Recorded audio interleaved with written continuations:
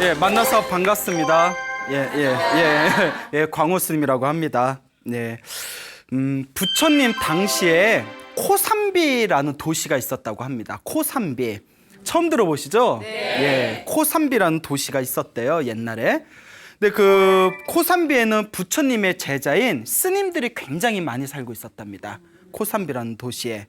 근데 코삼비에 있는 스님들이 굉장히 사소한 말다툼이 벌어졌대요. 아주 사소한 일로 말다툼이 벌어졌는데 그 사람의 말이란 게 그러지 않습니까? 말이 점점 커지는 거예요. 그래서 이제 또 말이 막 이 말 저 말 오고 가면서 다툼도 커지게 됩니다. 그러다가 나중에는 굉장히 걷잡을 수 없는 싸움이 펼쳐지면서 그 코삼비에 있는 스님들이 양쪽 파벌로 나누게 되어지고 서로 분열하게 되었다고 합니다.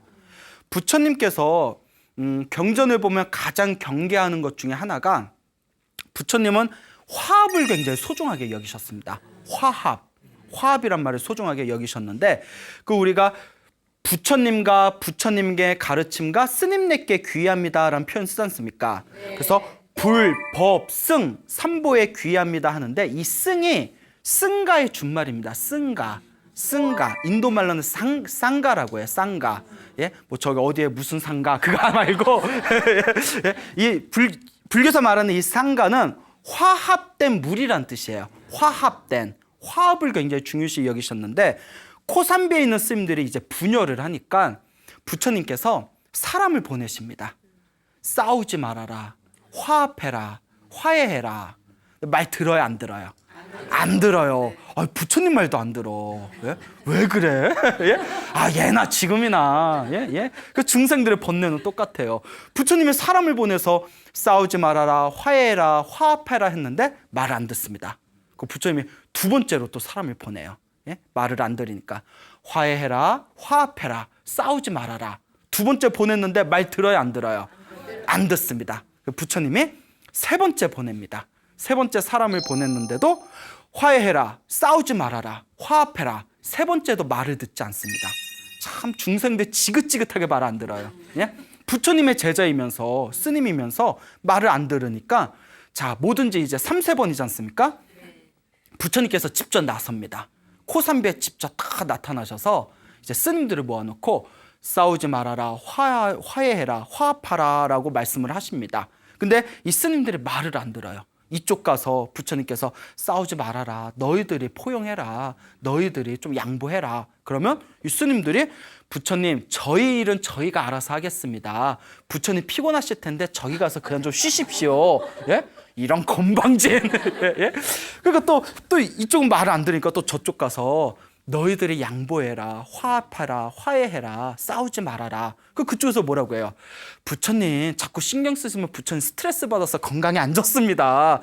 저희가 알아서 해결할 테니 멀찌감치 떨어져 계십시오. 좀 쉬십시오. 이러는 거예요. 그 부처님이 다 그 싸우는 모습을 보고 그래서 항상 제가 이 부분을 보면서 느끼는 게 이렇게 중생의 번뇌가 깊구나. 예? 부처님이 세상에 출현하시고 부처님이 좋아서 출가한 스님들조차도 부처님 말을 이렇게 잘 안 듣는 이런 상황이 펼쳐질 때가 있구나라고 굉장히 이제 안타까웠던 적이 있습니다. 부처님께서 이제 당신의 다 싸우는 제자들을 보면서 참 여기는 번잡하고 혼란스럽고 편안하지가 않구나. 여기에 내가 굳이 있을 필요가 무엇이 있겠는가. 그 부처님께서 다음과 같이 말씀하십니다.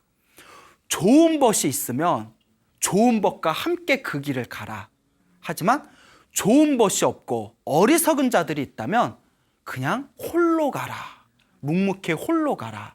저 코끼리와 같이 묵묵하게 자기 길을 홀로 가거라 라는 말씀을 하셨습니다. 그래서 부처님께서 코삼비를 떠나서 깊은 숲속에 들어가십니다. 나는 저 어리석은 무리들과 함께하지 않겠노라. 차라리 내가 이 숲속에서 홀로 지내면서 오로지 내 마음을 편안히 다스리겠노라 결심하시고 숲속에 들어가시죠. 숲속에 다 들어가셔서 이제 혼자 계시지 않습니까? 예? 숲속에 딱 들어갔을 때 코끼리 한 마리가 있었대요. 큰 코끼리가 있었는데 여러분 코끼리 보신 적 있으세요? 네. 예? 코끼리 아저씨는 뭐가 손이에요? 와, 다 아시네요. 예. 이 코끼리 아저씨가 부처님을 보고 짐승인데도 부처님의 거룩한 모습을 보면서 존경심을 일으킵니다. 축생조차도, 짐승조차도 그 부처님한테 다 무릎을 꿇고 절을 올립니다. 서커스 출신인가? 예? 부처님한테 다 절을 올려요. 예? 그리고 부처님을 옆에서 시중을 합니다. 경전에 다음과 같이 나옵니다. 먼저 부처님이 머무르실 공간을 마련하기 위해서 큰 잎이 달린 나뭇가지를 꺾어서 코로 그 나뭇가지를 쥐고 부처님이 이제 거처하실 곳을 깨끗하게 빗자루질을 했대요. 촥촥 빗자루질을 하고 부처님이 배고프실까봐 이제 숲속에 가서 뭐 망고라든가 뭐 그 무슨 야생 과일 같은 얼마나 영양가 많아요. 그걸 잔뜩 따다가 부처님께 공양을 올립니다. 코끼리가. 그리고 또 낮에 더울 때는 큰 잎이 있는 그런 가지를 이용해서 부처님께 부채질을 해드립니다. 예, 참. 이 시대에 그런 코끼리가 있었으면 세상에 이럴 수가 아마 이런 데 나올 텐데. 그리고 밤에는 사나운 짐승이 출현할까봐 부처님이 쉬고 계실 때 밤에 이제 수면에 취했을 때 그 주변을 왔다 갔다 하면서 코끼리가 보초를 섰다고 합니다. 이렇게 지극정성으로 부처님을 시중하는 거예요. 야, 짐승이 사람보다 나을 때가 있잖아요. 그렇죠. 짐승이 사람보다 나을 때도 있습니다.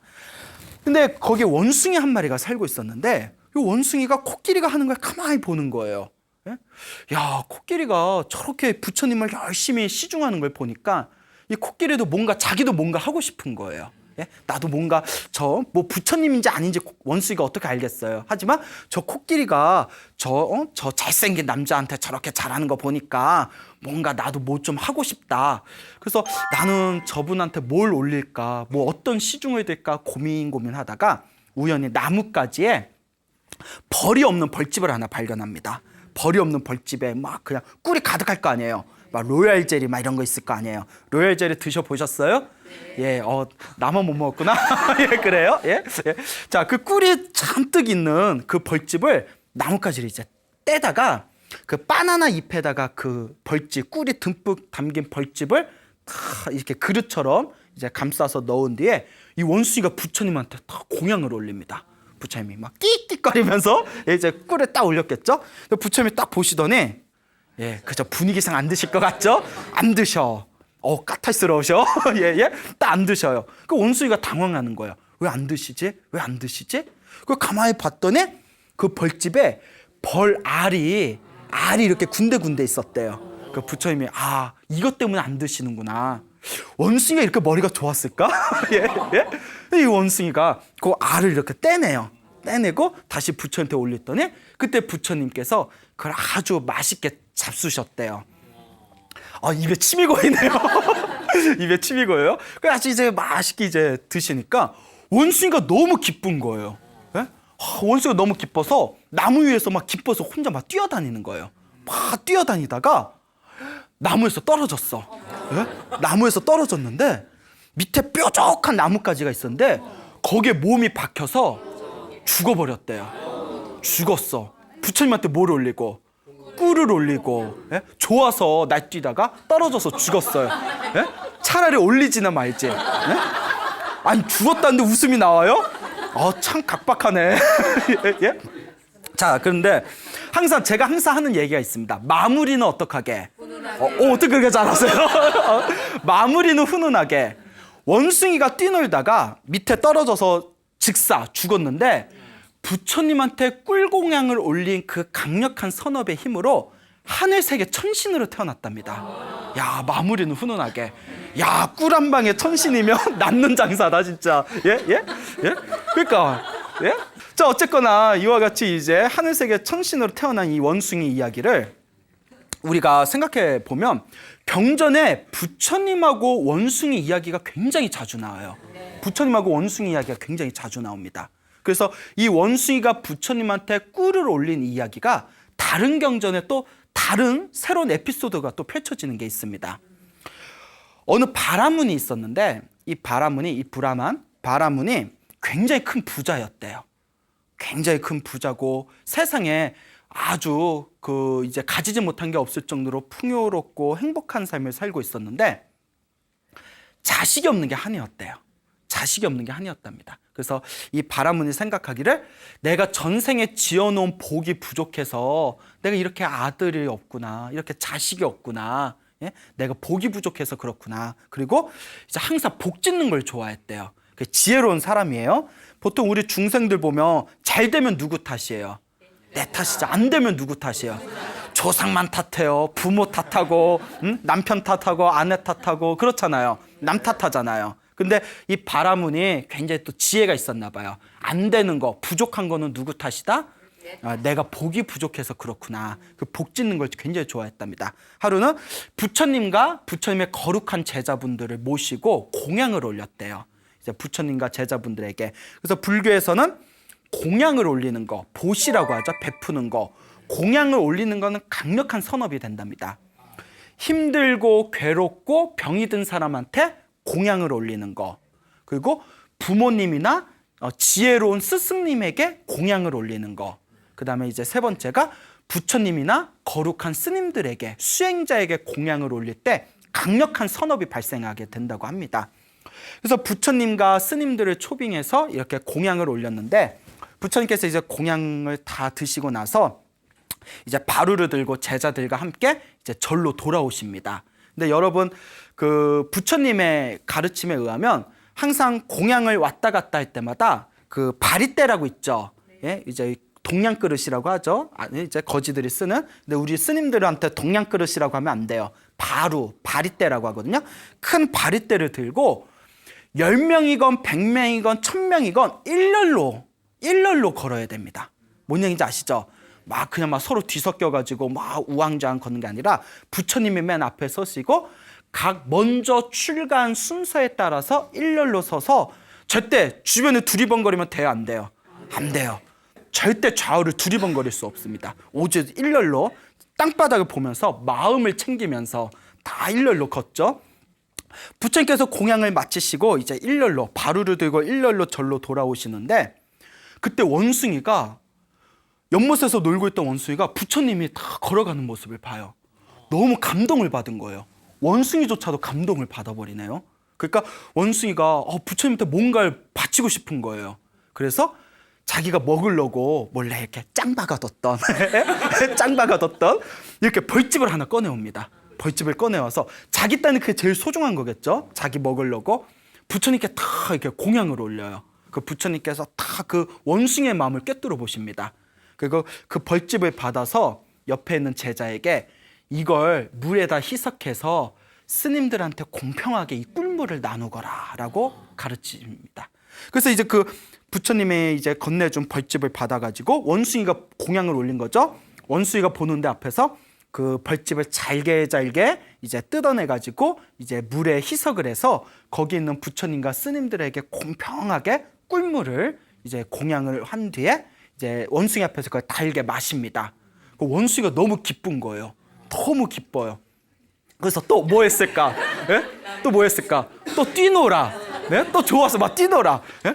그 원숭이는 왜 그럴까? 예? 좋으면 아이 좋아라 흐뭇하고 이제 집에 가서 조용히 쉬지, 또 좋다고 막 뛰어놀다가 연못에 빠져 죽었대요. 연못에 빠져 죽었대요. 예?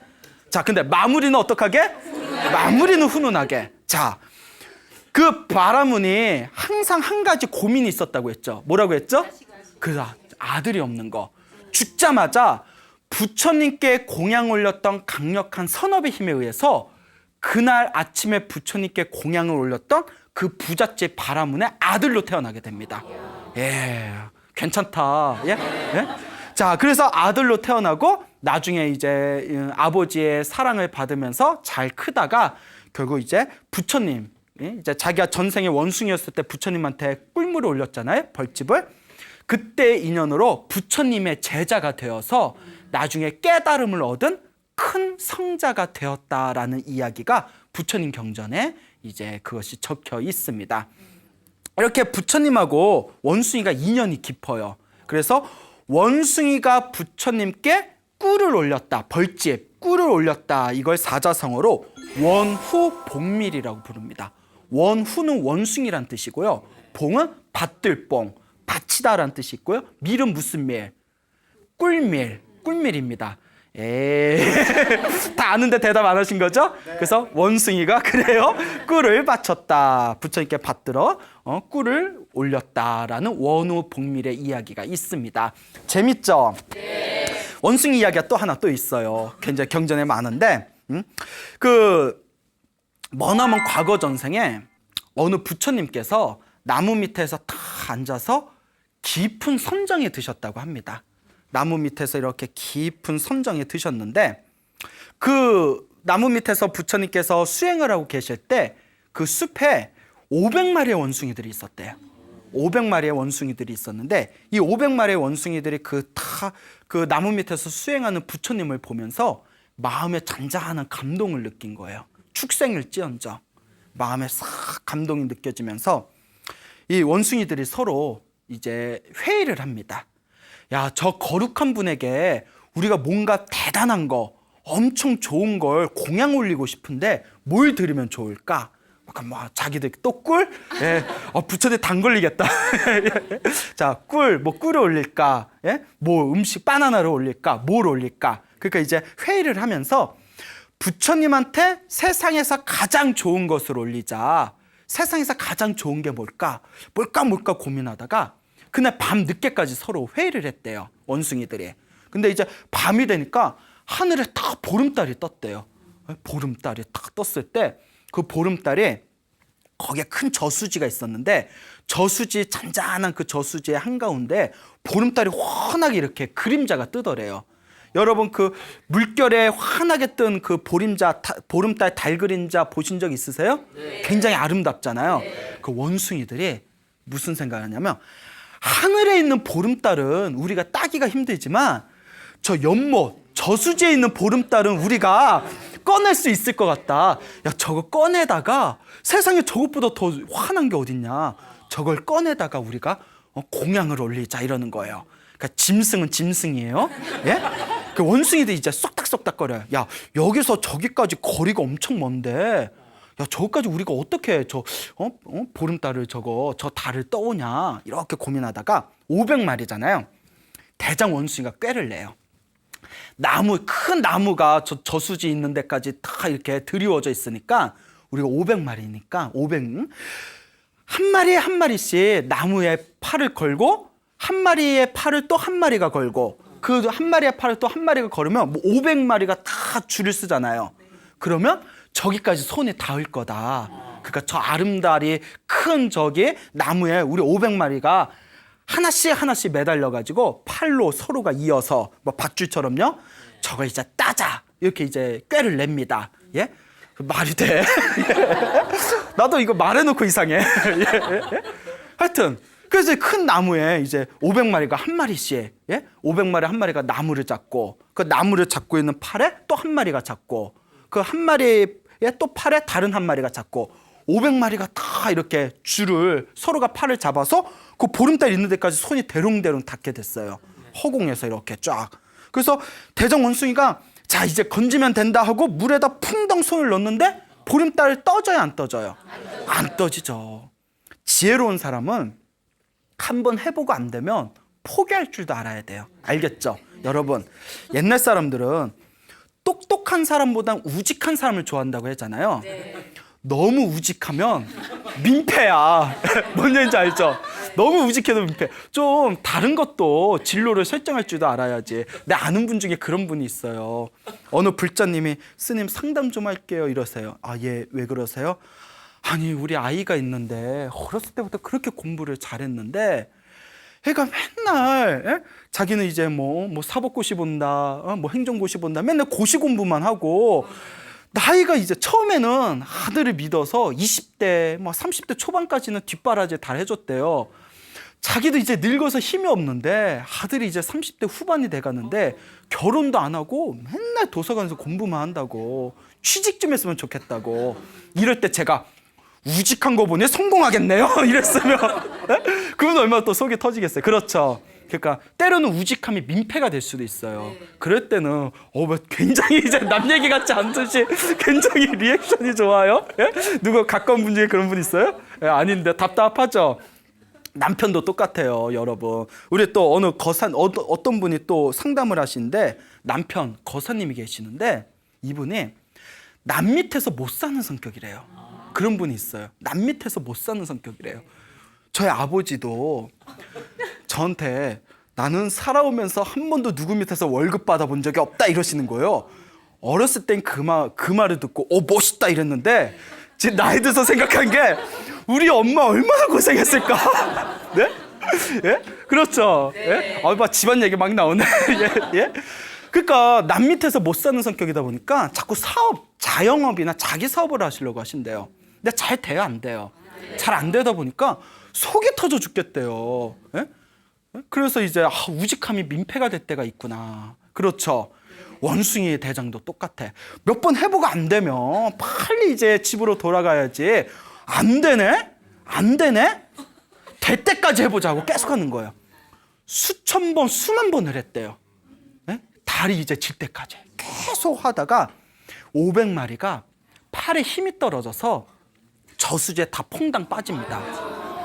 그 이싸여 다 죽었답니다. 다 죽었대요. 이게 불교 우화에 나오거든요. 500마리의 원숭이가 물에 뜬 보름달을 이렇게 퍼 올리려다가 결국 빠져서 죽은 이 이야기를 가리켜서 세속 사람들은 이 이야기만 딱 따서 원숭이의 어리석음에 대해서 얘기합니다. 그거 우리 인간들도, 우리 중생들도 이 원숭이와 같이 어리석은 삶을 살고 있는 게 아닌가. 예? 마치 물에 뜬 달은 허상이거든요. 실체가 있어요, 없어요? 실체가 없는 걸 자꾸 쥐려고 하니까 쥐어져요, 안 쥐어져요?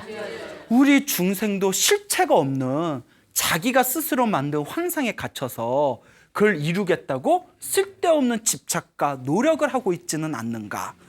예? 이와 같이 우리 중생들을 원숭이의 이야기에 빗대서 비판을 하고 있습니다.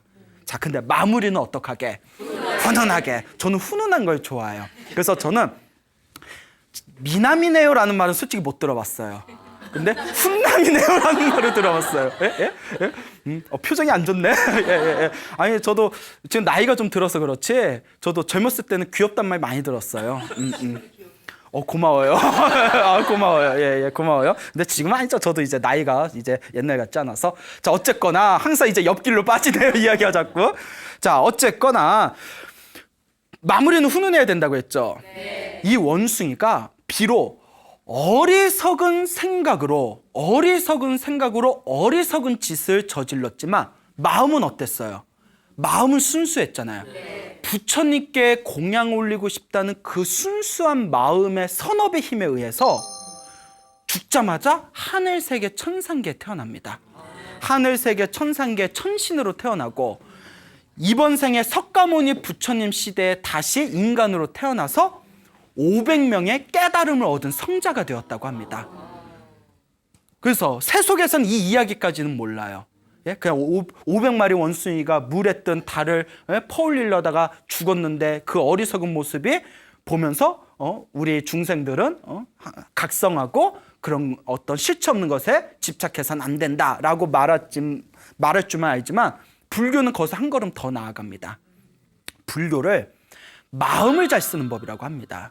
부처님의 가르침을 다 모아놓은 것을 팔만대장경이라고 합니다. 팔만대장경을 다 읽으려면 20-30년이 걸린대요. 20-30년. 근데 우리는 한문도 모르잖아. 네. 그렇잖아요. 예? 예? 자, 한글로 읽어도 한문 모르자니까 되게 좋아하시네요. 예? 맞아, 몰라. 막 이런 거예요. 예? 자, 20-30년이 걸리는데 이 20-30년 동안 봐야 할 팔만대장경의 모든 핵심이 한 글자로 포함이 됩니다. 그 한 글자가 뭘까요? 그렇죠. 마음심자입니다. 마음심자 안에 팔만대장경의 모든 도리가 다 있대요. 그래서 마음을 잘 쓰는 게 불교예요. 마음을 잘 쓰는 거 너무 어렵게 생각할 필요 없어요. 마음을 잘 쓰는 게 불교다. 그래서 그 원숭이들은 500마리의 원숭이들은 비록 지혜가 없고 어리석었지만 마음만은 순수하고 맑고 깨끗하게 부처님께 순수한 마음으로 공양 올리고자 했던 그 순수함이 있었기 때문에 그것이 선업이 되어서 천상세계에 태어날 수 있었고 석가모니 부처님 시대에는 깨달음을 얻은 500명의 성자가 될 수 있었다라고 이야기하고 있습니다. 세상에 이런 게 어디 있어요? 예? 부처님한테 공양을 올리면 큰 복을 받는다고 했죠. 큰 선업을 받는다고 했죠. 근데 원숭이들은 부처님한테 공양을 올렸어요? 못 올렸어요? 못 올렸잖아요. 여기에 엄청난 불교의 아주 깊은 도리를 담고 있습니다. 실제로 내가 공양을 올리지 못했다 하더라도 공양을 올리고자 하는 순수한 마음, 깨끗한 마음만으로라도 무엇을 짓게 되었다? 복을 짓게 되고 선업을 짓게 되고 공덕을 쌓게 된 겁니다. 예? 이것이 바로 불교의 마음법입니다. 예? 물론 또 실제로 올렸으면 더 좋았을 수도 있죠. 예? 하지만 실제로 올렸거나 못 올렸거나 상관없이 얼만큼 내가 내 마음을 잘 쓰고 있느냐, 어떤 의도를 가지고, 착한 의도를 가지고 혹은 나쁜 의도를 가지고, 어떤 의도를 가지고 내가 말하고 행동하냐에 따라서 그것이 선업이 되고 악업이 되는 것입니다. 그러면 여러분들은 실제로 살아가시면서 혹은 오늘 하루 동안 혹은 이번 일주일 동안 혹은 한 달 동안 좋은 의도로 살아오신 것 같아요? 조금 더 나쁜 의도로 살아오신 것 같아요? 잘 모르겠어요. 뭐 그런 거 생각하면서 사나요? 예? 항상 내 마음을 잘 관찰해 보시길 바랍니다. 알겠죠? 네. 마음을 잘 쓰는 거, 이게 바로 불교입니다. 그래서 이와 같이 원숭이가 부처님과 굉장히 인연이 깊다고 했잖아요. 그래서 어떤 분은 부처님이 혹시 원숭이띠가 아닐까라고 이야기하신 분도 실제로 있었어요. 그래서 부처님이 원숭이띠라는 그 근거가 어디에 있습니까? 라고 하니까 아니 그냥 내 생각에 예? 라는 전혀 근거 없는 이야기를 하시더라고요. 그만큼 그렇게 우스갯소리를 할 정도로 경전에 보면 원숭이 이야기들이 많이 나옵니다. 근데 재밌는 거는 이 코삼비 사건 처음에 얘기해 드렸잖아요. 그러니까 부처님 말을 들어야 안 들어요? 안 듣죠. 그 안 듣는 중생의 마음을 원숭이의 마음에 비유를 많이 합니다. 부처님의 말을 듣지 않고 진리의 말씀에 따르지 않는 이유를 번뇌 때문이라고 해요. 이 번뇌를 비유해서 원숭이가 술 취한 것과 같다고 해요. 술 취한 원숭이의 마음과 같다. 여러분, 원숭이 얼마나 까불까불거려요. 그렇죠? 근데 원숭이가 술까지 취했어. 주사도 그런 주사가 없어. 예. 주사도 그런 주사가 없어요. 예? 원숭이가 술까지 취하면 그거 누가 감당해? 예?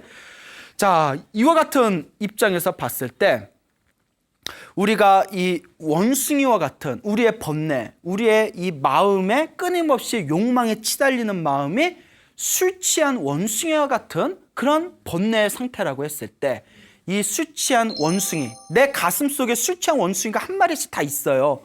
요걸 잘 다스리는 게 바로 수행의 첫걸음이에요. 그러니까 막 108배 절도 하고, 여러분 108배 절하면 처음에는 별의별 생각 다 나요. 아우 힘든데, 에? 그래 마음이 중요하다고 했지? 그래 오늘은 그냥 마음만 쓰자 하고 혹은 막 기도하다가도 온갖 딴 생각 일어나고, 또 복 지어야 된다, 선업 지어야 된다라는 걸 알면서도 자꾸 마음이 갈팡질팡거리고, 이게 우리 마음속에 한 마리씩 무엇이 있어서 그렇다? 술 취한 원숭이가 있어서 그래요.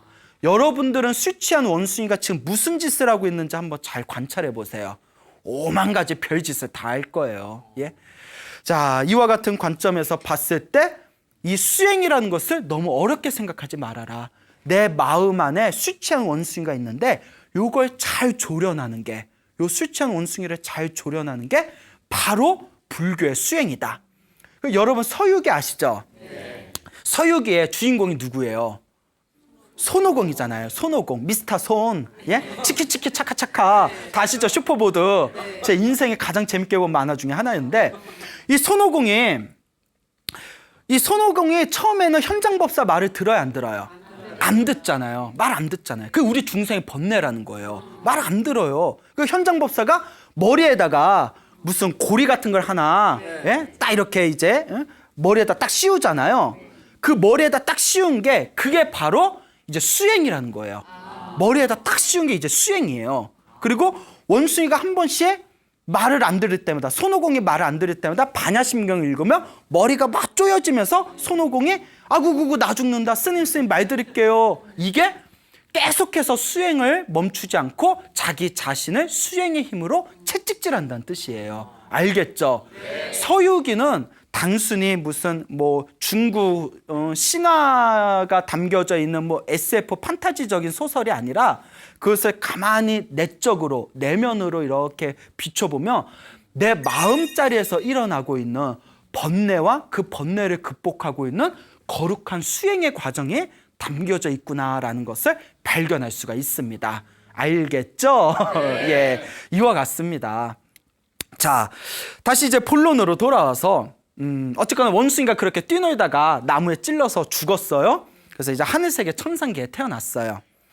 자, 그러다가 이제 3개월이 흐릅니다. 그렇게 이제 코끼리의 시중을 들면서 3개월을 흘렸을 때 신도들이 코산비에 있는 스님들한테 아니 부처님은 어디 계셨는데 왜 이렇게 얼굴이 뵙지 못하냐고, 부처님 어디 계시냐고 이러니까 부처님께서 잠시 뭐 숲속에 들어가셨다 말씀들이 얼버무리는 거예요. 근데 하늘로 손을 가리라 이런 말 있잖아요. 그렇죠? 하늘로 손을 가릴 수 있겠느냐, 이게 소문이 쫙 난 거예요.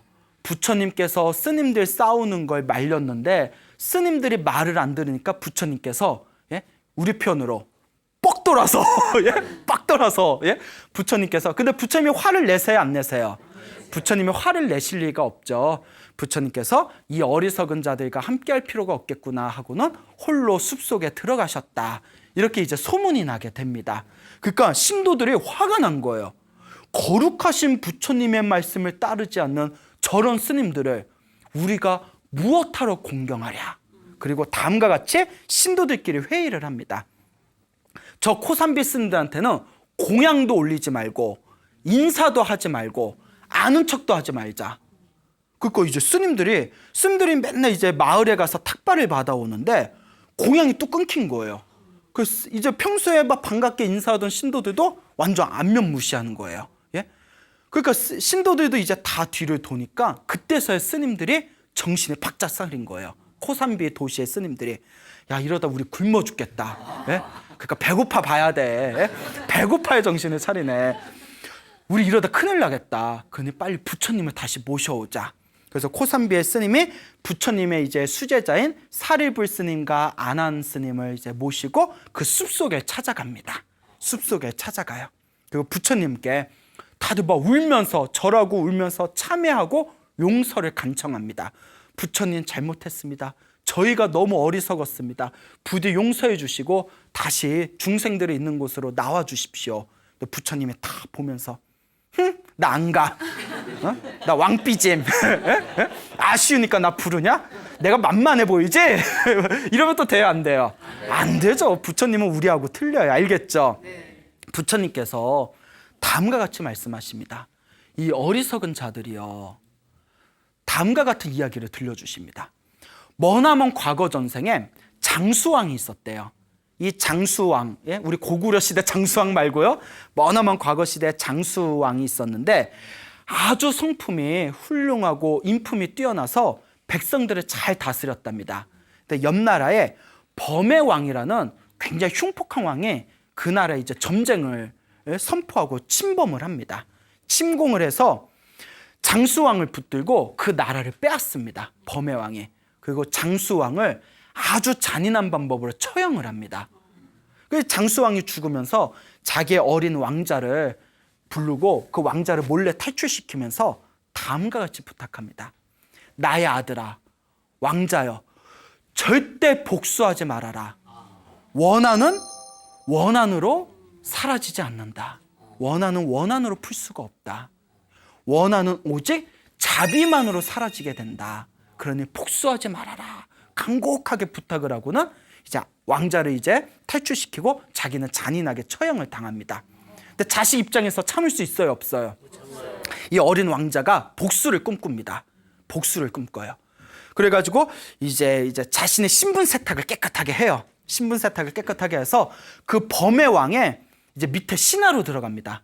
그 차곡차곡 이제 이력을 쌓아가지고 나중에는 그 범의 왕의 최측근이 됩니다. 그 범의 왕은 자기가 죽인 장수왕의 아들이란 걸 모르고 자기의 최측근의 신하로 두게 돼요. 하루는 이제 범의 왕이 신하들을 데리고 사냥을 나갑니다. 사냥을 나갔을 때 이제 최측근이었던 그 왕자가 이제 그 범의 왕 옆에서 이제 시중을 들다가 이제 군사들과 떨어지게 돼요. 그 범의 왕이 사냥을 하다 너무 피곤해가지고 내가 지금 피곤해서 좀 쉬어야겠다 하고는 그 왕자의 무릎에 베개로 삼아서 딱 누워서 코를 골면서 잠에 들어가게 됩니다. 복수할 기회잖아요. 그래서 이 장수왕의 아들이었던 이 왕자가 칼을 빼어듭니다. 칼을 빼고 이제 목을 찔러서 죽이려고 딱 들고 쳐 죽이려는 순간 죽여요, 못 죽여요? 여기서 그냥 막 죽이려는 순간 아버지의 유언이 떠오릅니다. 복수하지 말아라. 원한은 원한으로 사라지지 않는다. 자비만이 원한을 사라지게 할 수 있다. 복수하지 말아라. 그러니까 눈물을 흘리면서 결국 칼을 못 내리쳐요. 우리 같으면 어떻게 했을까? 능지 처참을 시켜버렸다. 그러니까 탁 칼을 놓고 울면서 범의 왕을 이제 깨웁니다. 그 범의 왕이 탁 이제 깨운 뒤에 자기의 이제 신분을 얘기합니다. 그대가 나라를 침범해서 그대가 죽였던 장수왕의 아들이 바로 나다. 그래서 너를 죽이려고 했는데 이러이러해서 여차여차해서 아버지의 유언 때문에 너를 죽이지 않는다. 다 이 이야기를 하니까 그 흉폭한 범의 왕조차 부끄러움과 함께 마음의 감동을 느낍니다. 그렇죠. 이 이야기를 듣고 나를 죽일 수 있는 상황에서도 죽이지 않은 그 상황에서 감동을 느끼지 않는 사람이 있다면 그건 사람이 아니에요. 그건 짐승이에요. 그거는 사이코패스야. 네? 사이코패스. 그렇잖아요. 네? 네? 그렇잖아요. 근데 의외로 막 사기 있죠. 책, 역사서. 사기라든가 뭐 그런 이 세계의 역사서들 보면 권력자 중에 사이코패스들이 많았어요. 예를 들어 저 사람이 나를 살려준 걸 알면서도 저 사람을 두면 계속 후환이 될지도 몰라 하고 몰래 다 죽이고 이런 거 많잖아요. 역사를 보면 자식이 아버지를 죽이고 아버지가 자식을 죽여서 왕위 찬탈하는 내용이 많잖아요. 예? 그러니까 이 역사의 권력자들 보면 굉장히 우리 정상적이지 못한 사람들이 간혹 있는 것 같습니다. 그 이 범의 왕이 부끄러움과 감동을 느끼더니 눈물을 흘리면서 그 장수왕의 아들 왕자에게 절을 합니다. 내가 이렇게 어리석고 이렇게 어리석은데 정말 미안합니다 하고 마음에서 우러나는 사죄를 하고는 자기 딸하고 결혼을 시켜요. 딸하고 결혼을 시키고 자기가 뺏었던 나라를 돌려줘요. 내가 이걸로 내가 죄를 씻을 수는 없지만 내 딸을 가지고 이 나라를 가지십시오. 그러니까 딸 하나에 나라 하나. 1+1? 1+1? 아버지한테 좀 미안한데, 아버지한테 좀 미안하긴 해요. 그래요, 한테 1+1. 그런데, 야, 무슨 세일 기간도 아니고 특가, 뭐 특가인가. 이 범의 왕이 죽으면서 자기 나라까지 자기 사위인 장수왕의 아들에게 자기 나라까지 다 줍니다. 그러니까 딸하고 결혼하고 나라 2개를 동시에 다스리는 왕이 된 거예요. 부처님이 이 이야기를 하시면서 그때 장수왕의 아들이었던 그 왕자가 바로 석가모니 부처님이 나의 머나먼 과거 전생의 나였다. 그때 전생의 나였다 하시면서 하시는 말씀이 세속의 권력자조차도 세속의 권력을 가지고 있는 세속의 일반인조차도 이와 같이 자비를 베푸고 용서를 하고 포용할 줄을 아는데 너희 머리 깎은 출가 수행자들은 이것보다 더 자비스럽고 포용해야 되지 않겠느냐라고 이제 설법을 해주십니다. 이 굉장히 유명한 얘기예요, 불교설화에서. 그래서 부처님께서 다음과 같은 개송을 설하십니다. 사람은 언젠가는 죽는다. 죽어요, 안 죽어요? 죽어요. 그거 다 알죠? 사람은 언젠가는 죽는다. 어리석은 사람은 이것을 모르기 때문에 끊임없이 다툰다. 사람은 언젠가는 죽는다. 지혜로운 사람은 이것을 알기 때문에 쓸데없는 다툼을 피한다. 동감하십니까? 네. 어떤 분이 굉장히 이제 그 삶에 집착하고 굉장히 이제 좀 거친 삶을 사셨던 어떤 거사님이 계셨는데 어느 날 당신 나름대로 당신 뜻대로 살았다 생각을 했는데 오로지 성공만을 생각하면서 산 거죠. 몸이 이상해서 병원에 갔더니 말기암이더래요. 의사가 말기암이더라고요. 아니 이 정도면 몸에 신호가 왔을 텐데 왜 이제 오셨냐고. 그 거사님이 하신 말씀에 아니 뭐 맨날 술 먹고 뭐 일하다 보니까 몸이 찌부득하네 이러고 넘겼죠. 이제 정리하시라고 그랬대요. 정리하시라고. 그러니까 이분이 다 자기가 과거에 있었던 일들을 다 생각해 보니까 이제 죽을 때가 되니까 마음을 정리하니까 왜 이렇게 사람들하고 싸우면서 살았는지, 예? 왜 이렇게 사람들하고 쓸데없이 다투고 너 잘났네, 나 잘났네 하면서 싸는 그게 제일 후회되더래요. 부인한테 따뜻한 말 한마디 좀 더 해줄 거. 왜 부인한테 그렇게 짜증냈는지 이제 와서 예? 조금 주변에 있는 사람들한테 조금 더 웃으면서 대할 걸. 어차피 죽거나 죽을 거 생각하니까 모든 게 다 허무하더래요. 좋은 기억만 안고 갈 걸. 그분이 그렇게 후회하면서 마지막 마무리를 잘하셨대요. 예? 사람은 언젠가는 죽습니다. 어리석은 사람은 이것을 모르기 때문에 생각을 못하는 거죠. 예? 몸으로 안 와닿는 거죠. 그러니까 끊임없이 싸우는 거예요. 사람은 언젠가는 죽습니다. 지혜로운 사람은 그것을 알기 때문에 쓸데없는 다툼을 피한다는 겁니다. 동감하시죠? 네. 부처님이 이와 같이 설법을 하시고는 이제 마을로, 도시로 돌아가시고자 합니다. 코끼리가 따라오는 거예요.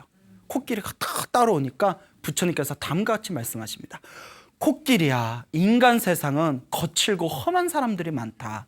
네가 나를 따라와도 네가 해를 입을 수가 있다. 우리의 인연은 여기까지다. 숲에서 잘 지내거라. 그 부처님께서 제자들과 마을로 떠나는 모습을 끝까지 바라보면서 코끼리가 꺼이꺼이 울었대요. 울다가 죽는 거 좋아하시네. 목숨이 끊겨 죽습니다. 그 슬픔 때문에. 그래서 나중에 사람들이 왜 죽었나 하고 배를 갈라봤더니 창자가 다 조각나 있더래요. 그 슬픔 때문에. 근데 마무리는 어떡하게? 자, 코끼리도 무엇으로 태어났다? 천상세계 신으로 태어나서 아주 큰 행복을 누리며 살았다라는 이야기가 나오고 있습니다. 오늘의 이야기는 크게 두 가지입니다.